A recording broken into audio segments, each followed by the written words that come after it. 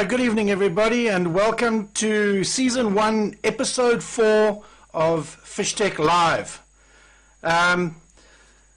We've had some really interesting struggles once again with this whole live story, but let's see how it goes tonight. Guys, tonight we're talking about Wriggleswade Dam. I know the juniors were recently down there.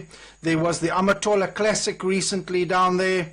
And then later in the year, we've got the senior Saba guys, fishing nationals there.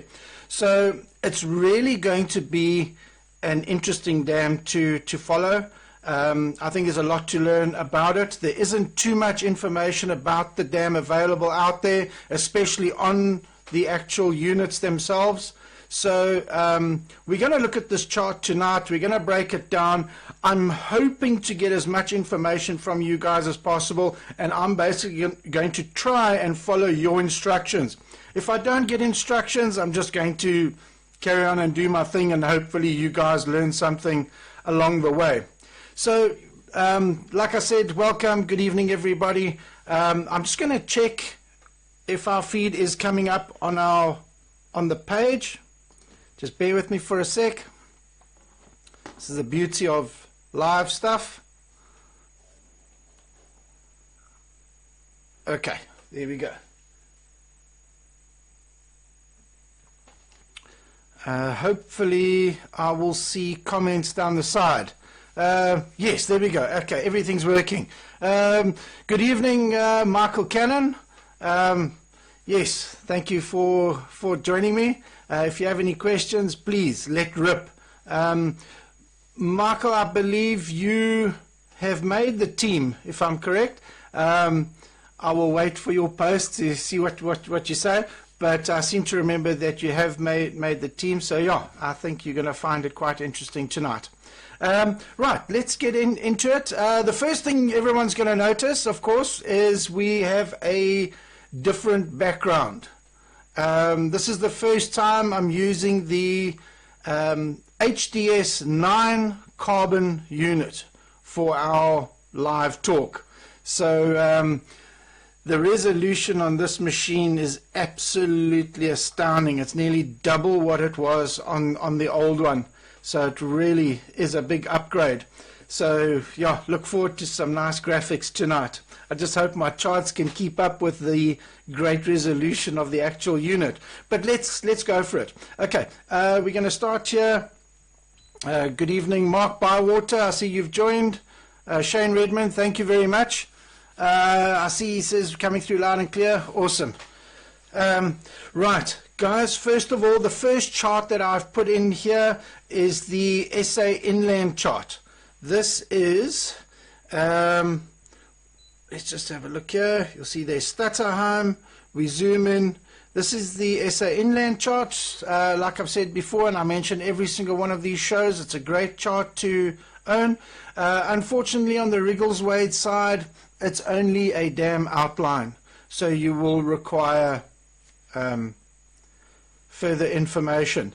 I haven't loaded the Inside Genesis chart onto this tonight, but please, guys, I did all this data that I captured when I was down in Stutterheim recording this. I have put it onto social media. I'm talking about the contour data. A typical chart like that, if you had to buy it from me before Inside Genesis, you'd be paying typically around 1,500 Rand for it. Guys, that's free. You take it, you use it, enjoy it. That is my giving back to you. But as you all know, if you want to take it to the next level, you need next level charts. So what we're going to do is we're going to change from Lawrence. I'm going to go to the sediment, and just the way that I've set the sediment up at the moment, it'll typically come up like this. You'll see the sorry, let me just read this quickly. Good evening, Michael. Who was that? Lemon.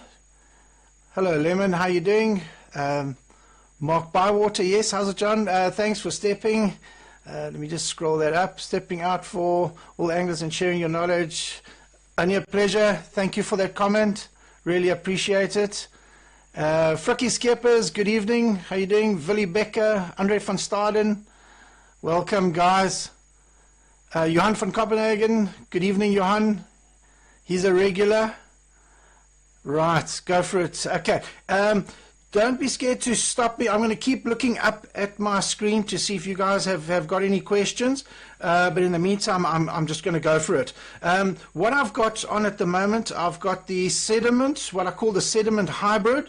It's got a satellite imagery around the outside. So if we go down here to, for example, we go down to the campsite, you can clearly see the campsite down there with all the detail. And what I've done is, on top of the actual sediment, I've left the contour data.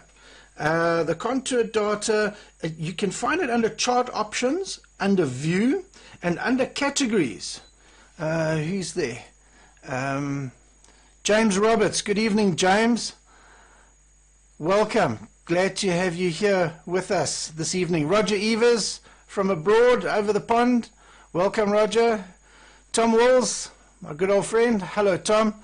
Okay, what I'm going to do is I'm going to turn off the contours and the nautical lines, and as you can see, the actual depth data, the recorded depth data is gone, and we are now just left with the sediment data.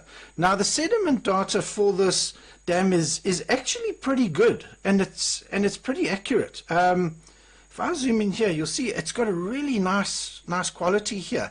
You know, what you can do is, you know, if you want to compare how it looks from sediment data to actual recorded data, it's quite easy. You just go to categories and you turn the lines on, and there you can see them there. I'm going to turn that chart detail down a bit because it gets a little bit busy there, but you can see again, this sediment chart was actually done by somebody that knew what they were doing, and they took great care in their actual job. So great job done, but always remember, an actual log data for something like this is going to be far more accurate than even a sediment. I think the only dam that is, I mean, very, very close is probably Inanda Dam. It must be the best sediment chart in South Africa. But anyway, but what I do want to show you is things that might have changed or happened later. I'm going to go down to this area here. I think the guys call it the quarry. Let's go here. I'm going to go to the categories and I'm going to turn everything off. And as you can see down in this area here, the sediment chart shows you absolutely nothing about what happened in this particular area. I don't know if you can see that cursor there. Bass KWT, Bass Masters, good evening guys. France Swanepoel, good evening France. How you doing? Bass Masters, what's up? The FishTec Live is what's up. Welcome. Thank you for joining us. We're looking at a section of Wriggleswade here. You know what I've just noticed? You're not going to believe this. I've just noticed that I'm blocking the whole chart off. Goodness me. Let me see if I can sort that out quickly. Sorry guys. I'll make myself smaller.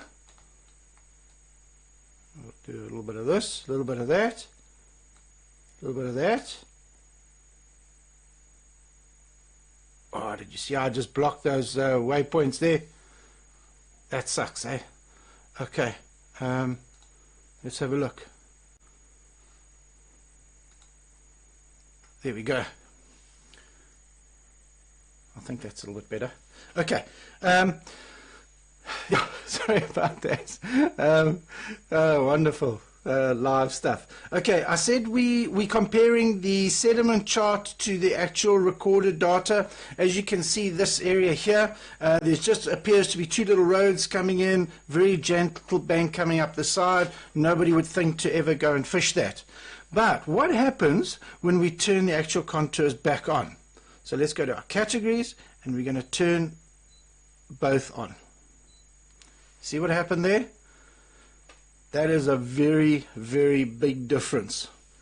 Obviously, this was an area where they, I think they called it the quarry, where they got materials to build part of the wall. I'm not too sure exactly what the history is. I'm sure somebody will come up just now and give us some information. I'm hoping that somebody from Stutterheim joins us tonight and can give us some information. So I'll just wing it here. So basically what I'm trying to say is this is what is so important about having actual sonar logged contours as opposed to just sediment. You would have missed it completely. Unless you knew this dam or somebody told you about this, you would miss that. You think that's the only place where this happens? There's more. We're not going to go through all of them. But anyway, other things, what's nice about the sediment chart is the main river running through the entire dam is highlighted in blue. The red little spots that you see there, anything that is red is man-made stuff. Chad Dillon, good evening. Martin Lewis, good evening, Martin. Jacques Skuman, good evening, Jacques, my friend Jacques. George Ford, good evening, George. And Jurg Nel, hello, Jurg, how are you doing? KWT Bassmaster says, my anchor is down there, had no idea how deep it was. Didn't tie the other end to the... Okay, I presume you are talking about that quarry area. Yes, it is quite deep. I guess your anchor is permanently gone now. Right, so we're looking at the sediment charts. You can see the red stuff is all man-made stuff. You'll see, you know, there's little things that I like about the sediment where the guys will put information in, like that could be a reservoir, I presume. You've got all these little trees here. You can see that there was obviously timber along the edge of this. The pump house. Guys, how's this coming up? Is this coming up on the screen all right?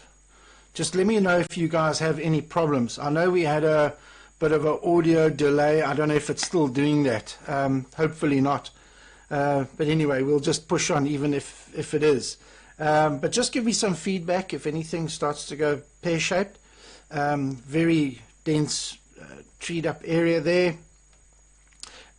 This is the other thing. I've highlighted these rocky areas where the sediment chart has highlighted rocks. This I found to be a little bit different. Yes, those rocks are in those areas, but if I compare it to, for example, if you look at this chart, it's also got hardness. I don't know if any of you guys noticed this, but it's got the hard areas. Now, I'm not saying that there's not rock in this area where the sediment showed us, but sonar-wise, it hasn't really been highlighted per se. So we don't quite know what has happened there. It has a lot of silt built up over it. We're actually not 100% sure. We could always go into the mosaic view and just have a look. Yeah, you can see it is quite gnarly, but we don't know how much silt has actually built up there. Go back to the sediment. Okay, I was a little bit off. It says that it's up this area here. Discard. Not trying to create a waypoint. Go back to the mosaic. You see, even on the mosaic, there's actually not too much there. Carlo, good evening, Carlo. Mark says the audio is slightly delayed. Yes, it's still doing that. Sorry guys, I apologize for that. I did make a bit of correction. Obviously I didn't correct it quite enough. Yeah, so this is where the sediment on its own, as great as what this sediment chart is, and don't let me take anything away from the sediment because I think it's a pretty good sediment chart. It's nice to have other options with it. And of course, and always remember guys, you can go chart plus chart. And you could always run dual charts. So the one chart can be looking at sediment, the other one can be looking at mosaic. Or you could put a three-way split, chart plus sonar, so you've still got depth data. Yeah, so just remember about this, and to get to this chart plus chart, you tap and hold down chart for a few seconds, and then you get this option here. Or you can create a new custom a page behind it. So let's close that. We're going to go back to just simple charts. Hello, Carlo. I'm good, thank you. Welcome to the show. Let's zoom into this area here. This is quite an interesting little area. Okay, we've got the channel right here close to the side. We're not too sure how close this is from the side. Guys, remember, you've got some really, really awesome tools on your Lawrence units. If you're sitting at home and you're using your unit, let's say, even if you've got a little unit like this is the little, oh man, what a cute little unit. This is the little Elite 5 Ti that runs these charts like an absolute dream. It does multi-source chart data, does the whole truth, it's got Wi-Fi, it'll send it to your TV. It just does absolutely amazing things. If you were sitting at home with this little thing and with Wi-Fi on your massive big HD TV busy planning, you can sit now with your tablet. You don't even have to hold the unit, or you can use the unit, you know, so nice and small. You could use that as you could just, in fact, if you think about it, you could use that as a fancy little remote and control the whole thing. You don't even have to use the tablet to control, just control it directly from here. But anyway, I digress. I was talking about some really nice tools. Who's in there? Wow, likes to give us that. Stephen Heath, good evening, Stephen. How are you doing? Eugene Potgieter, good evening, Eugene. Carlo Talando, oh, Carlo, I haven't spoken to you in ages. Good evening, welcome. What we're going to do is, now you're planning, you're saying, how far is this from the bank? You just tap measure, reset to cursor, drag your little thing over there, and you can see, whoa, I'm blocking it. Okay, it's 80 meters. I'm right in the way of the, but anyway, down on the bottom left of the screen, it'll say that the distance from there to there is 80 meters. You've now got to make the call. Are you comfortable fishing something that is that close enough to the shoreline for you? I'm not going to tell you how to fish. That's your deal. But these are just the tools which you can use. So in this area here, we've got some tight contours. That means it's a very steep bank going down into the main channel. But let's have a look at the depth data. Right, who have we got there? Mike Hassan. How are you doing, Mike? Our half Japanese local fisherman. No, I'm good, Mike. I hope you know bass everywhere. Are you? Always got a smart comment. Good evening, Mike. Okay, so what I've done is I've added these depth contours here. You can zoom in there like that.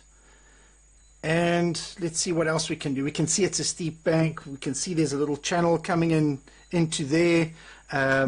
But we need more information. You could have this on one. You could have sediment with contour data on top of it that you can flick on and off to confirm. You know, by doing that, you know, you can have that type of scenario, or you could just turn on the lines if you just want to see the actual lines.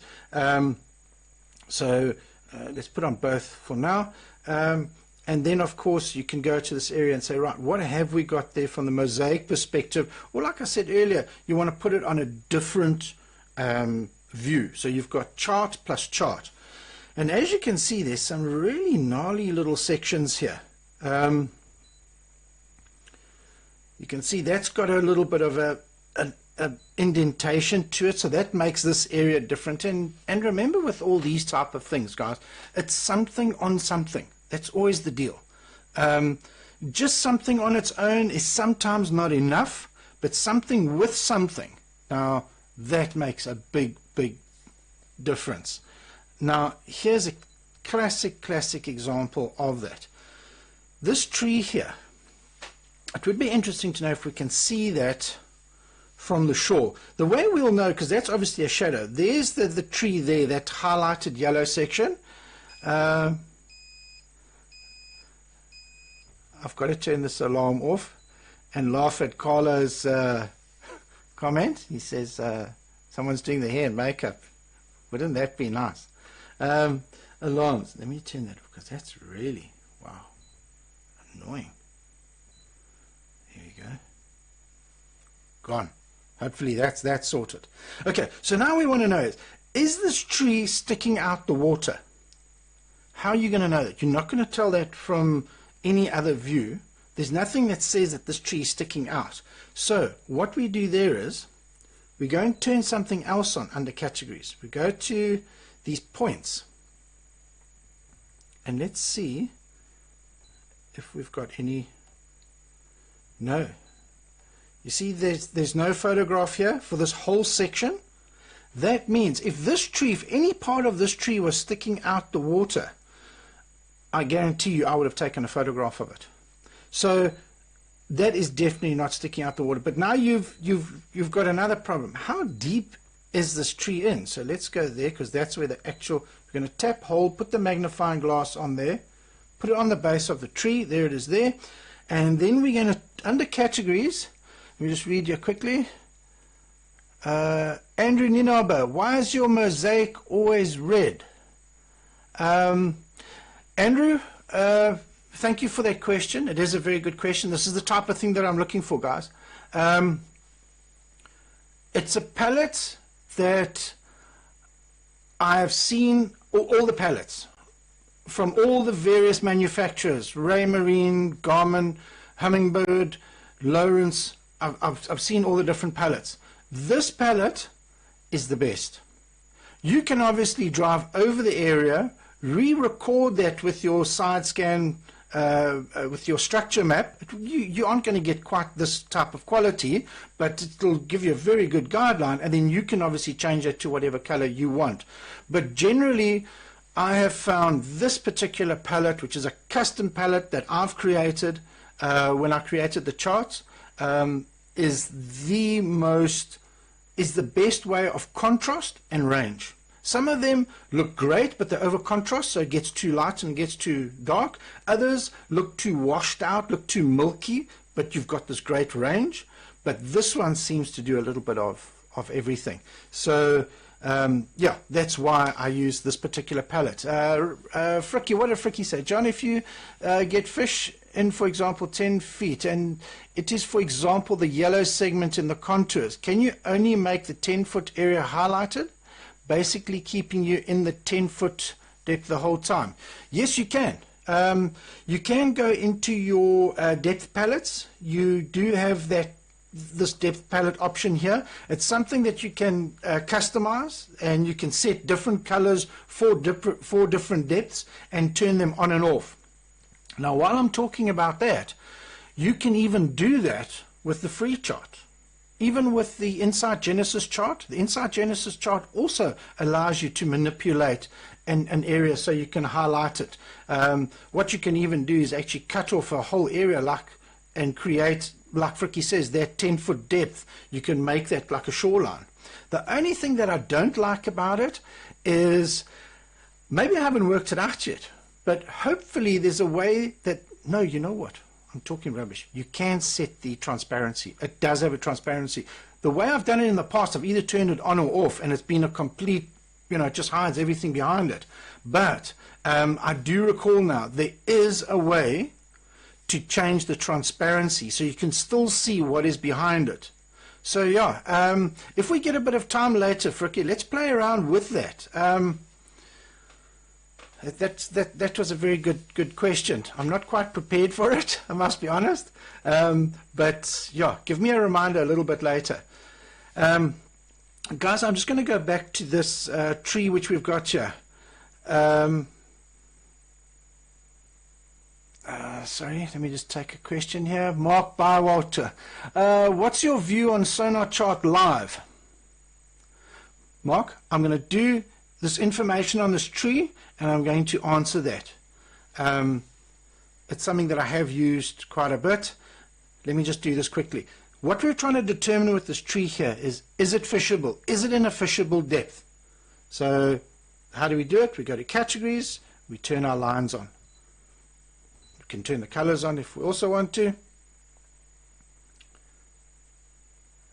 Categories, sorry, turn the wrong one on. There we go.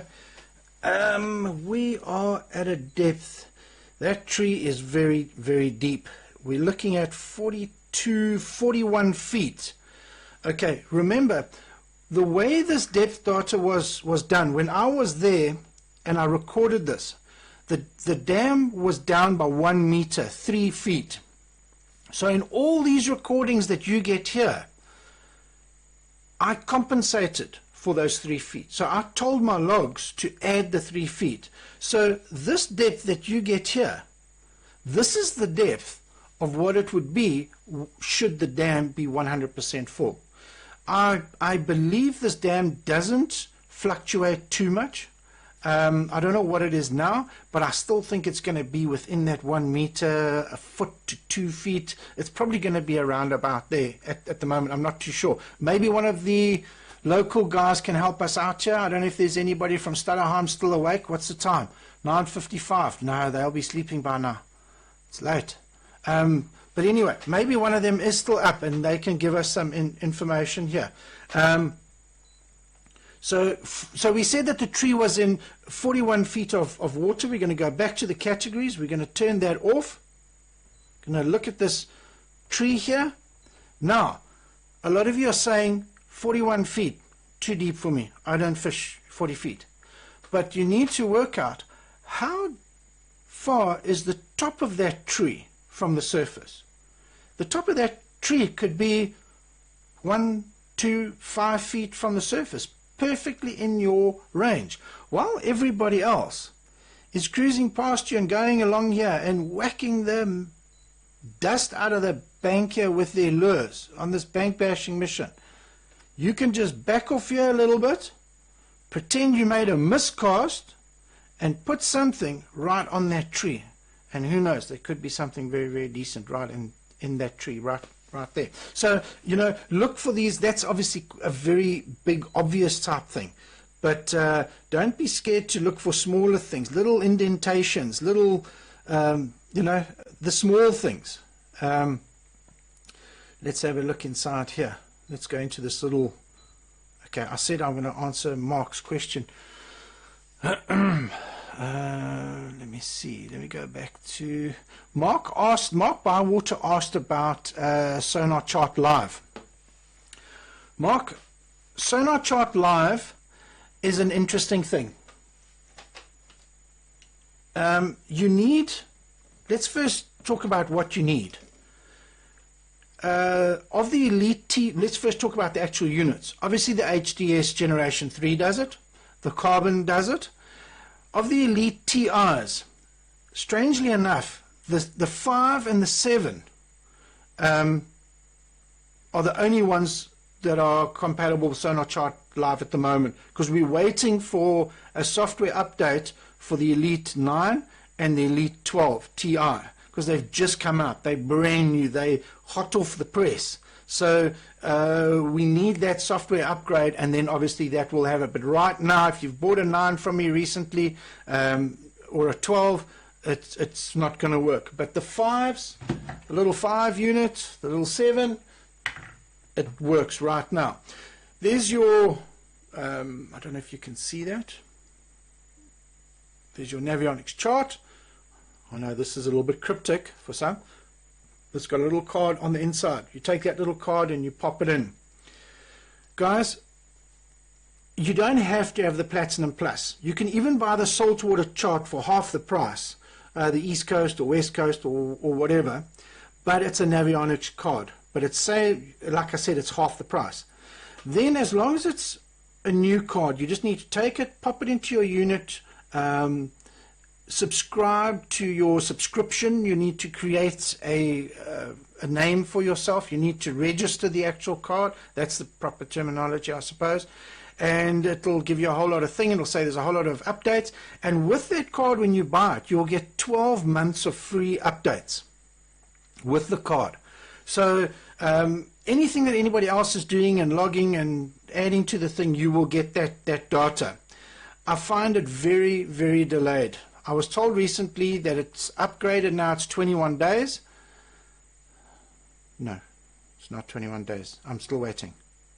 And I paid for the subscription a while ago, and that data that I put on is still not there. So let's just forget about that whole side of it. If it ever happens, that will be great, but it's not happening at the moment. But what Mark Bywater asked was, how is the sonar chart live? It works. It definitely works. It is no different to Sonar Chart Live that you would have on your tablet. It's no different to Quick Draw on the Garmin's. It works exactly the same as that. The only one that is slightly better, and I like the way that it works, is the old Dr. Depth system. And obviously Parapalin of Dr. Depth, he took all that information and he went over to Hummingbird, and that's what the guys are using on the Hummingbirds. And the way the palette works and the way that it draws is, I feel, is a little bit better, is a little bit superior to what the Sonar Chart Live is. But it works, and it's pretty accurate. But you cannot beat a chart that's been uploaded to Insight Genesis and has had human intervention, or a chart that's you create yourself and convert with Reefmaster, or like what I've done, that I've recorded and I've created with Reefmaster. Obviously that data is going to be a lot more accurate. But when you've got nothing and you go to a body of water where there's absolutely nothing, and you need to go and identify some key fishing areas, this might be a very, very good option, this Sonar Chart Live. There's something else in the pipeline coming one of these days, hopefully. I've just heard rumors, but hopefully those rumors turn into fact, and that'll be great for us Lawrence guys. So yeah, Mark, I hope that answers it. It's a little bit of a yarnier answer, but yeah, let's see what these tech guys do. As you know, what happens at Lawrence, it's fast and furious, boy. There's some amazing things in the pipeline there. I just want to have a look. Let me touch base with you guys here a little bit.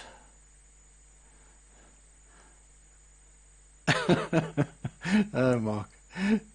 Bassmaster says, believe that water is being pumped out at the moment to supplement Nahoon Dam and Bridle Drift Dam. Wriggleswade water level could take a hit in the next few months, depending on rainfall. Wow, thank you for that. Guys, I hope you paid attention there. That is interesting. So it looks like it could possibly drop. I think a lot of the guys were hoping that it was going to come up and fill that nice little lip. You all know that nice little lip that dam's got, that's got all those goodies tucked away inside there. Yeah, if it goes down, now then you're really going to need your charts. Mark Bywater, following into my question, would you use Sonar Chart Live or create your own mosaic overlays on your unit? Mark, another great question. Sonar Chart Live, Insight Genesis, FishTec Contour, Hummingbird, Auto Chart Live, everything. Please remember, this is just contour data. It's giving you the lay of the land. It's the topographics of the water, bathymetry surveys. Let's just for now just call it the topography of the actual dam. The small little detail, those little drop-offs, those little ledges, those little things, it's not going to show you that. That is where your side scan mosaic comes in. Can you live without the one? Yeah. The most important one is, without a doubt, is the contour data. That is the most important one. I feel you can have contour data and not have mosaics, but you can't have mosaics and not have contour data, because you don't know, you might be wanting to fish 14 feet of water, but you're looking at things that could be in 130 feet of water. So, but at the end of the day, if there is something out there, that offers you more, if there's something out there that offers you depth contours, that offers you sediment charts, that offers you, because remember the sediment charts, that's another thing as well. That's telling you about the history of what was there. Those old buildings, those old foundations, those old footpaths, those pumps, those reservoirs, those long drops, all that type of thing.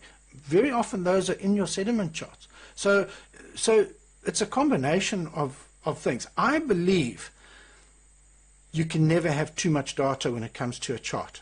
So for me, the primary thing that I would use is sediment with mosaic, but I would keep checking on the sediment and putting the depth overlays on top there just to make sure that the sediment hasn't missed something from a topographic perspective like we had earlier where we showed the actual quarry. So yeah, it's two different things. You need everything. You need all the different bits of information. Ideally, you need 2 units up on the front. You need chart, and then chart plus depth. If you're running that, you've got bottom hardness, you've got your sediments, you've got your mosaic, you've got your contours, and then you can split it and just show the depth underneath your boat, just to confirm with what you're seeing depth-wise, does it correspond with your depth contour chart? And then, of course, that's also going to give you temperature from that, so you can also monitor your water temperature. Dirk Coxon, good evening, Dirk. Henry De Bruin, good evening, Henry. Morgan Hine, good evening, Morgan. Right. Okay, what else has this chart got? We've determined it's got bottom hardness. Let's actually have a look at that quickly. What have we got in this area from a hardness perspective? Okay, let's turn these contours off. New categories, turn those off. And yeah, you can see there's definitely no. From a bottom hardness perspective, it looks like there's more interesting things happening on the other side of the dam, of this little section here. But let's go there. Why not? Let's pop in there. Has anybody asked anything? Pascal Esposito, good evening, Pascal. Jason, good evening, Jason. How are you doing? Neville Christie, Neville, good old local there. Morgan Hine, yes, we said hi. Welcome, guys. Okay, bottom hardness, looks like we've got a little bit of offshore bottom hardness going on here. Let's have a look at what type of depth we are in here. I'm going to go to the sediment. Okay, this is quite a shallow point, which is quite interesting. A lot of you probably getting quite excited. Everybody feels comfortable fishing this type of depth. Just want to check on here. Andre van Staden, if someone maps with Insight and they don't set the offset for dam level, will the map depth from Insight Maps be off? Also, what is the best way to know, plus minus, what is the offset example? 1 meter water level might be 3 meter horizontal, so how will you accurately know? Sure, Andre, thank you very much for that question. That is a very, very good question. I think I've said that to everybody's questions. Jeez, yeah, I think the guys have all had bloody good questions, but this is a cracker. This is a real cracker. Andres is talking about Insight Genesis here. And this applies to any of these Sonar Chart Live, Auto Chart Lives, anything that's live, all these logging things, all these type of things. What he's saying is, let's say the dam is dropped by 3 feet and you go out and you record it, and then you submit that data to the social map, for example, but you didn't compensate for that. Now, if you did a lot, Andre, if you did a lot of the dam, let's say you went out and you were there for a week and there was nothing for that dam and you covered the whole dam and all your readings are 3 foot, 10 feet, it doesn't matter how much they're off, but they're all the same. It's not the end of the world. You haven't ruined a map. Everybody that maps after you will have to draw. Okay, this is going to be the answer to your second part question now.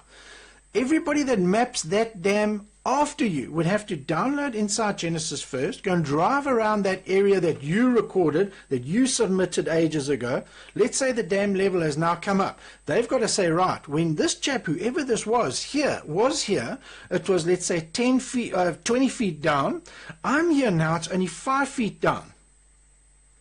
That chap has to actually take his data and add no, subtract 15 feet from it. So it's going to make it minus 10 in effect. But his data is going to be pulled down to yours. Where the problem comes in there now is when he covers areas that has gone up into the shallows. That's a mess. That's a problem, because now you've created a new shoreline down here when the water level was really, really low. So unfortunately, not making that correction, and once you've done it and it's gone on to social map, it's done. You can't go backwards. The local guys that have used the Insight Genesis charts for Albert Falls, you'll know exactly what I'm talking about. That map is destroyed. The Insight Genesis map for Albert Falls is a disaster. There are too many fluctuations, too many different depths. It's unusable. And that is an example of what can happen with social mapping. That is a very good example.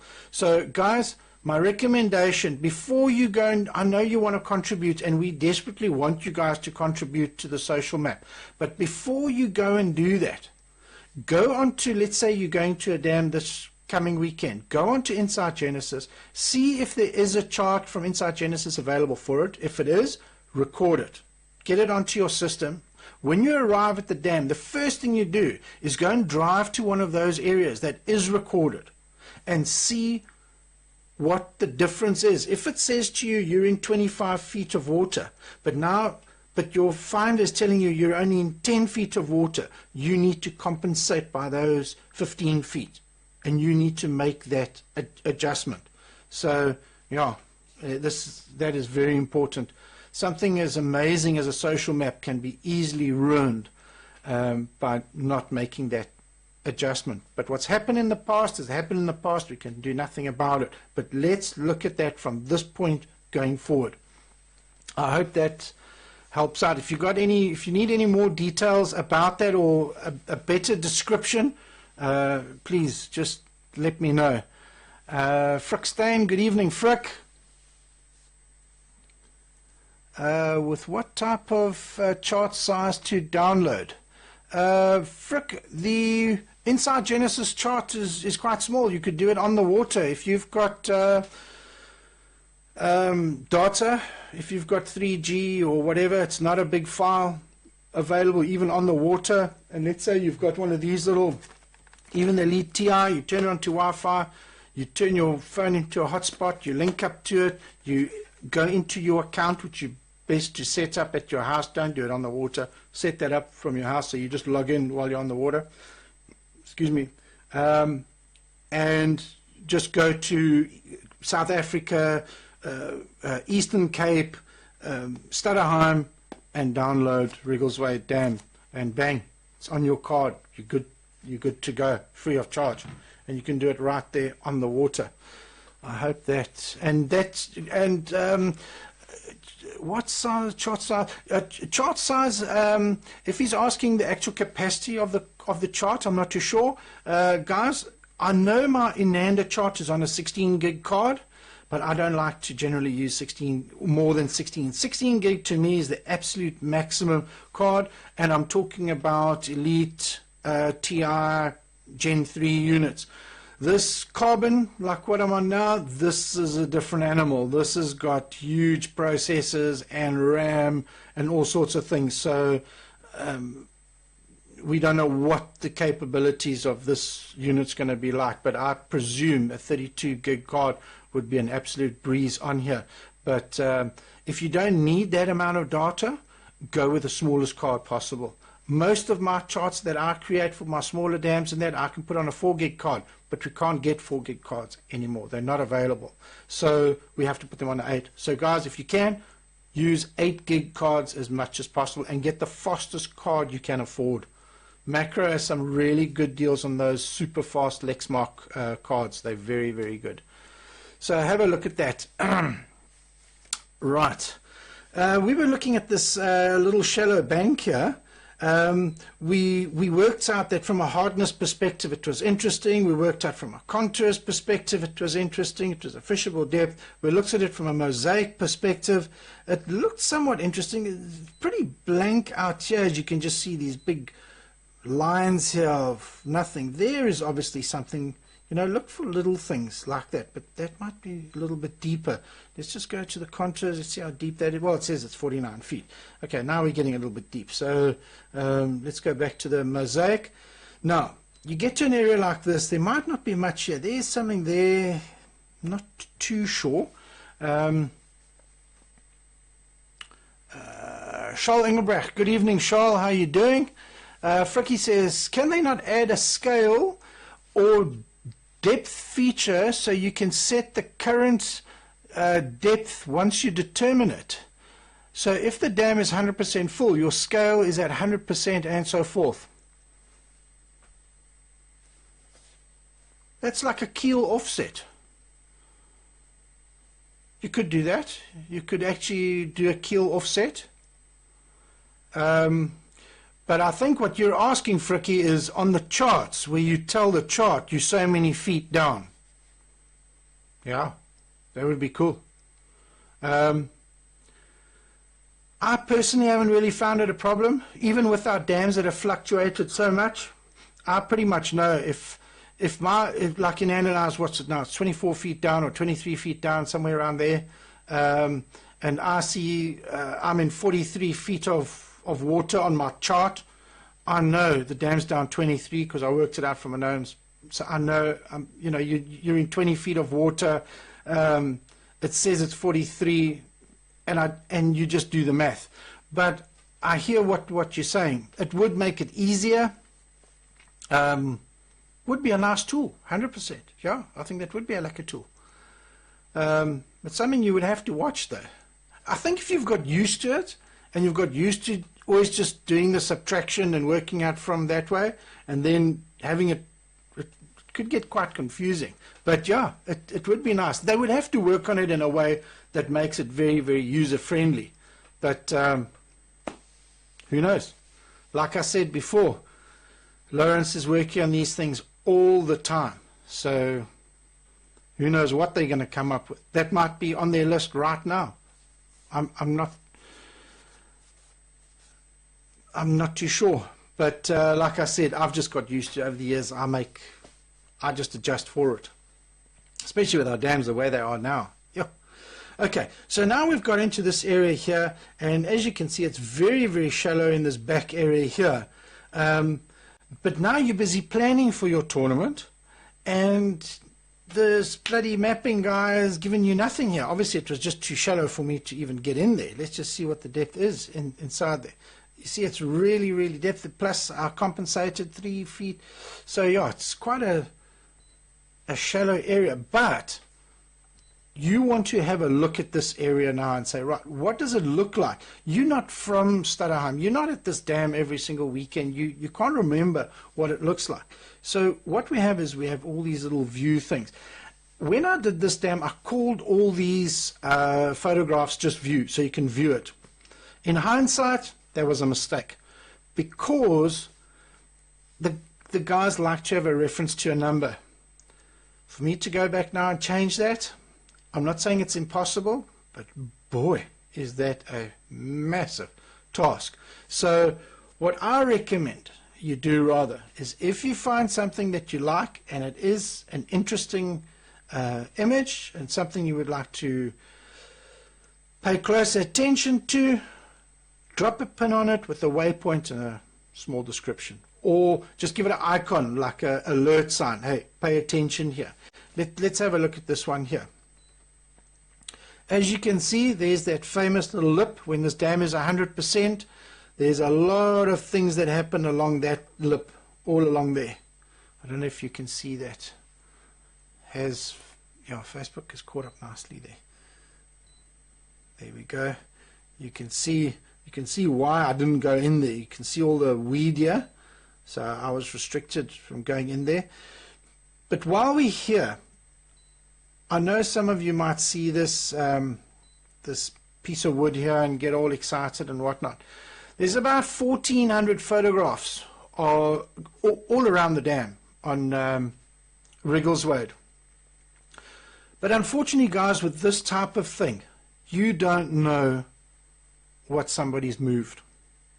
This is something somebody, you don't have a big population here like we have here locally, where the minute the water goes down and as that timber dries, they just take it and they burn it, you know, for cooking and heat and. I don't think you have that much of a problem down at Wriggleswade, but what you might have here is somebody saying, "Ooh, geez, somebody's going to see my hotspot and go and move it."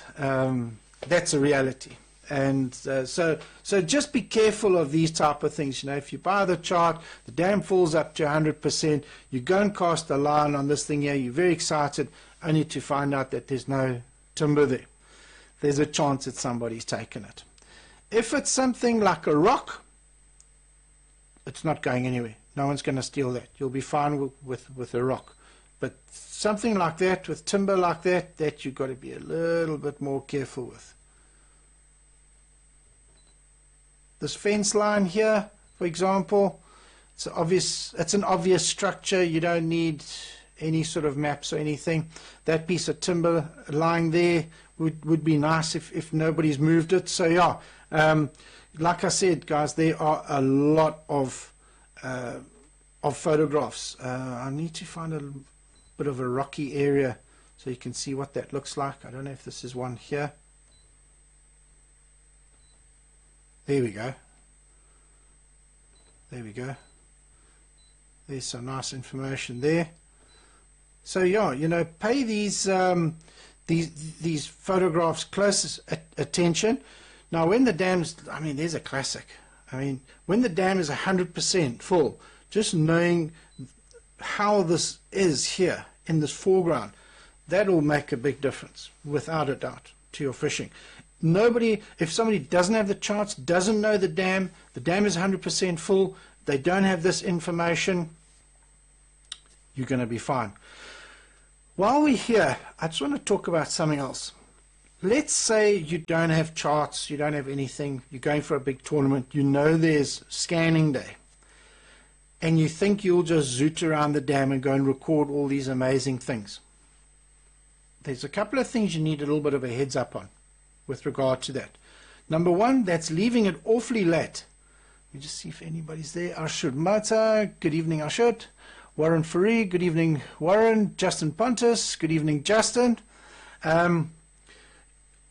Guys, I'm talking about scanning day, tournament scanning day. Weather-wise, what if the weather goes sideways? What if the weather becomes a major problem and now you can't scan because your boat is rocking? Because remember, side scan does not like a rocking boat. 360-degree imaging, side scan, all these things need a perfect flat body of water. You're on the river, on the Vaal River, it's like glass. Big water ski boat comes past. You arrive at this hot spot that you're about to fish, and there's your 360 and your side scanning all doing this. Now you've got these terrible lines all over the place. You are in a world of trouble. You've left it too late. Remember, charts is something that you can use regardless of the conditions. This work was done in optimum conditions. So the information that you're getting is the best that was available at the time. So yeah, watch out for that. The other thing is scanning up onto a shoreline like this, exactly what we're looking at on the page here now. I don't know if you can see that. There we go. I mean, you will not see that with the side scan or a 360. You won't. The way the sonar works, the return from that will be so powerful that it's just going to be completely blown out. It's very unlikely that you will be able to differentiate between what's a clump of rocks like what you can see here and what isn't. So as awesome as all this technology is, you need optimum conditions. Right. Let's see. No, there are no other questions. Okay. So obviously things like this. Let's look at this area here. You can obviously see there's a little. Can I call it a creek? I don't like sounding non-South African, if I can call it that. But who asked the question just now about, I think it was Mark by Water, asked the difference between depth contours and side scan mosaics. Let's take this area here, Mark. If we go to the contours here, this is our contour data. We can see there's a sharp inlet there. Go to the mosaic.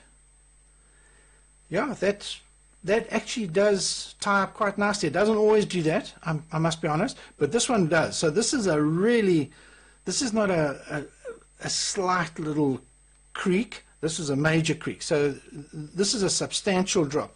So this doesn't help me much in my story that I was going to try and tell, but nonetheless, you can see this is where contours and mosaic data really ties up nicely when the actual topography and the mosaic really, they're telling the same story. But while we're here, let's see if the sediment tells the same story. We're going to go back, we're going to go to view, go to categories, turn those off. This is in the sediment. Yes, okay, the sediment pretty much tells exactly the same story. There's a major inlet there. It goes all the way in. So the contour data lined up, the mosaic data lined up, and the sediment charter lined up. Something you must watch out for. That doesn't always happen. The point I was trying to make just now was that doesn't always happen. But I think if I came to the sediment first, can you see what's happening up on the shore here? This is from the satellite imagery. You can clearly see this was a major piece of structure. This is a major wash-off, inlet, creaky type of situation. So in a case as dramatic as that, they'll all match up. But sometimes they actually don't. Okay, this one also has a creek, so you can tell from the satellite that it's got a creek on it.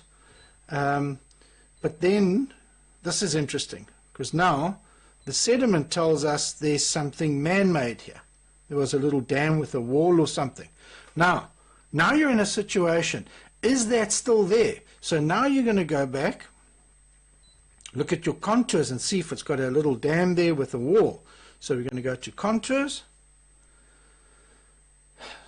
Again, it's not supporting what I wanted to say, but this actually is telling us, yes, there is a wall. Can you see how that red section is over there, showing us how it comes up, and then the other side dips down into a hole? So yes, again, this one lines up. Maybe this chart will help me out just now. But anyway, this is telling the same thing. But if you just had the contour data here, for example, you're not going to know exactly what it was. Whereas if you change to sediment, you can see man-made object with a little dam. And you'll see on Google Earth very often these little, where you've got a main body of water, you'll see these type of little dams, or all little catchment spots that the farmers have put in to sort of hold a little bit of water for themselves. So obviously this was put in many, many years ago before the dam wall was actually built, or I believe it was raised. Maybe the guys can help me out there. Where's our Bassmaster guys? Anyway, mosaic. Let's see if the mosaic tells the same story. Yes, it does. There we go. You can see that wall as clear as day over there. And then obviously on this side here. But there's something else over here. So that's something you would go and pay closer attention to on your practice or whatever. What's going on here? But you can clearly see there's the wall there, and it dips into a hole there. And it gets quite soft and mushy. Photograph wise, what have we got here? Anything interesting here? Nada. Absolutely nothing. Nothing there. Leading up into it. This I found very common when I was busy mapping. You see this little lip here? Has anyone else joined? Gee, I can't believe it. It's 28 minutes past. This little lip that you've got on the dam, you know, if the dam's 100%, you aren't going to see this lip here. But I found on Wriggleswade a lot of this type of scenario that I'm looking at here. Pieces of timber shoved right into the shoreline. That is obviously a trigger for when the dam is 100% full. But again, you're going to be in the scenario, how much of that timber is still there?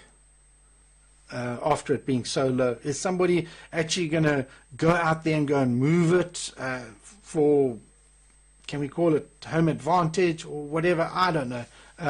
But, you know, I would rather make sure about something like that, you know. Get to a spot like this and you think, let's put 50 casts there, for example. First make sure that it is there before you actually do that. So yeah, what have I missed with regard to this chart? You see all these photos here, there's just endless amount of, I mean, look at this type of information here. Just imagine when the dam is 100% full and you want to fish this type of thing. There's an indication on the shoreline shore that it's a rocky area. You know, you can see a couple of rocks up on the shore there, but you don't know to what extent it is in the water, especially if the water is a little bit murky, as Wriggleswade is. But these type of photographs would really make a big difference. I don't know if you guys are seeing the resolution on your side with it being live and streaming and all that type of thing. Probably not. But I must tell you, just looking at this display on this 9 carbon with this incredible resolution, it's quite a thing to see. If you get a chance, get into a dealership and just ask them to demo or take your chart with you and go and pop it into one of these 9 carbons. My goodness, it's crisp. It's like I'm looking at my iMac. It's really incredible definition. Sure, guys, I think we could talk about Wriggleswade for 10 hours. There is just so much information around this dam. It's just absolutely endless. There was something else on the contours. I think I had a shaded relief. I just want to confirm that. If we go to view, photo overlay, back, categories. Yes, on the Wriggleswade chart, if you go under photo overlay and you go from off to full, for Wriggleswade, I haven't done it to many dams, but this is one of them, which I did do it for. I created this shaded relief to give you this 3D type of look. It does help you identify certain things. Possibly majority just looks pretty, I suppose, but yeah, and you will find that under your contours, and you'll go back, you'll go to view, and you'll go to your photo overlay and turn that on. If I turn it off, you'll see it just goes back to that. You can go back to your categories and just turn those categories on like that, and that's your normal view there. Michael Cannon said, what level did you map Wriggleswade at? Mike, I said earlier it was 3 feet down when I was there, but I did compensate for it. So all my recordings that you see here, I added those 3 feet to my recordings. So these depths, if you go to Wriggleswade when it's 100% full, these are the depths that you would read. So whatever the gentleman said earlier, that it will drop a bit, you would have to pop your chart in, don't drive out to an area like this. Don't go to an area like that first. Or where's the campsite? Isn't the campsite around here somewhere? Here's the campsite here. You see it's in very, you've got sharp deep water here, but if you're in the campsite, you can easily go out here and go out to a nice area like that where the contours are as far apart as possible, and then go and measure what the difference is. So you would go and idle over this area, and let's say you're driving over there and your depth tells you that you're in 28 feet. Then you know the dam is down by 2 feet, so you need to make that sort of compensation there. So yeah, guys, that's based. Let me see. What level will 3D data be incorporated into maps? Fricky, yes, and I believe this is what the carbon is going to be all about. It's going to be about 3D. All this processor power, all this RAM, this wasn't for pretty pictures. This wasn't made just for John Easton's pretty charts and FishTec HD charts. No. This has to be for something that demands processor and demands RAM. And the only thing that I can, because your sonar doesn't do that, traditional sonar, but I think the 3D, the structure scan 3D that we've got at the moment is only in a live view, which to me, yeah, I must be honest, it's got the potential to be so much more. It needs to be like structure map, where you've got a live view and then you've got a saved view. And I don't know this for a fact. Nobody's told me this or told me not to say anything. I'm just putting it out there. I have no idea, but I'm guessing that that is going to have something to do with creating a 3D saved environment. And what data we'll be able to put on top of that, type of imagery we'll be able to put on top of that, we don't know. But these are all things that are potential, and never say never. So, Frikkie, you and me both, boy, Damo. 3D would be absolutely awesome. If that does happen, would I have to go out and go and rescan everything? I don't even want to think about that. But if we have to, we have to. Louis Cooper, hi John, can one use ReefMaster to build 3D data while scanning that can be incorporated into the Lawrence charts if it does not exist for a certain dam?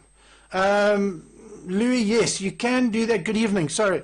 Yes, you can do that in ReefMaster. Obviously, you can do that now. You can do it on your computer, but there's no way of getting that data onto the unit right now in 3D. But this is what we just said now. You know, when I answered Frikkie's question was, is this the way we are going? I don't know. I don't know. But I'm really hoping, because if I look at these charts and just imagine this in 3D, can you just imagine how phenomenal that will be? So let's hope that the guys are on it and we see something really fantastic in the not too distant future. But guys, any of you that are interested in buying these charts, please go to fishtech.co.za or get hold of your local Lawrence dealer. They are available. It's a simple case of letting us know. We make the chart for you, and with that you get 12 months of free updates. Wriggleswade, I don't have any plan of going back there. Never say never, they say. But if I do, the only thing I would need to add to this chart is my new layer that we have on the Vaal River charts. I just started using it. I did a 30-kilometer section on the Vaal River where we used the ultra high frequency, and that's a new layer, and that is just a very, very sharp and crisp mosaic. And eventually we'll get back to all the dams, all the local KZN dams and everything. Obviously, I think the dams where we've got drone footage, where I flew out with the drone, that I won't redo with the HF, because you can't beat that. I mean, the quality that we got from the drone is second to none. But for something like this, to scan this dam, for example, with the high frequency along the shoreline, might have some good dividends, because you and I both know side scan does not enjoy scanning up into the shallows. Doesn't like it. If it's deep water with a weed line, it looks fantastic. But the minute it really gets steep and there's not too much getting in there, it just gets completely blown out. And we found with the Ultra HF, there's a way of doing that really, really nice, where we can work through that. So yeah, yes, Mark, I agree. It's a must-have for nationals. Certainly a great tool to practice with. I know we are so well over it. We're 8 minutes over already. But I just want to make this last little comment. Might get shot down for it, but anyway, let's just go for it. There's been a number of tournaments at this dam recently, and boy have the guys scratched. The oaks have scratched. Guys even that had my charts have scratched. But this is something very, very important that I want to say now. Another customer of mine, no, he's not pro staff. As of today, tonight, he's not pro staff. He's bought every single one of his charts. Yapi Botha, he went down there recently. I don't know if you saw some of those photographs. He bought this Wriggleswade chart ages ago. When I first did it, he put his order in for this chart and he bought it. And he's obviously been studying this.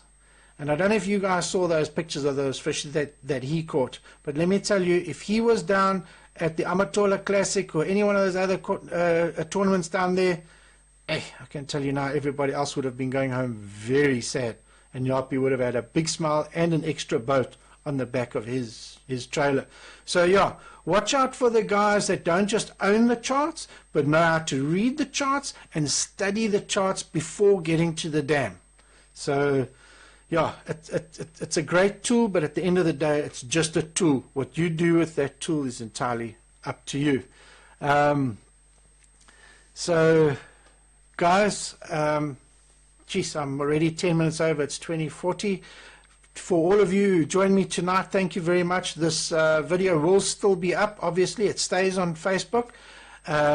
If you have any comments or you think of something or if you've got a question tomorrow, by all means, I'll keep an eye on this and see how it's doing and see what questions come up, and I'll answer them where I can. So once again, guys, thank you very much. And next month, second Tuesday of July, we're going to be talking about the Vaal River.